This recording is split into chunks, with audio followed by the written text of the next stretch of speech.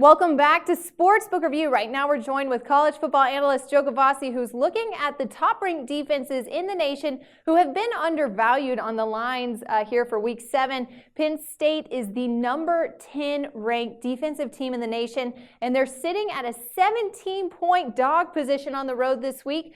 But I think it's for a good reason here, Joe. They are facing the defending champs this week, Ohio State.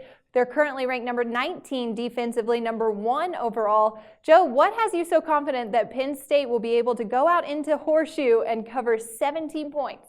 Because of the fact that despite analysts and public across the nation continue to believe that this is the week Ohio State is going to erupt, it simply hasn't happened.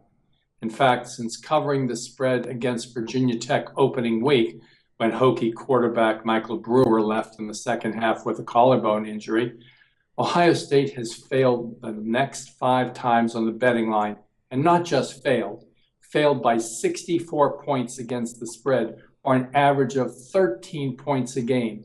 Now we have a line that is the same as when this game would have been played opening week. Ohio State may not get their act together till their late season November games against Michigan State and Michigan, and if so, you must continue to fade them at these inflated numbers, particularly against a top 10 defense such as Penn State. Since the hiring of Franklin last season, Penn State has turned their fortunes around on the defensive side of the ball, including fielding that top 10 defense this year. We must line up with Penn State getting the generous number as a top 10 defense in a situation that has proved repeatedly to be extraordinarily successful against the spread. Play these double-digit dogs as top 10 defenses, and you'll pull down a lot of money this college football season. All right, but Joe, that 0-5 ATS record that Ohio State is trending with right now, they've had 30-plus point spreads in their last 5 games, except for one, I believe. One of those games was actually plus 20 points. The odds makers may have made their clear adjustments here. Is this a very confident pick? Should we tread lightly here, not bet as much money on this game?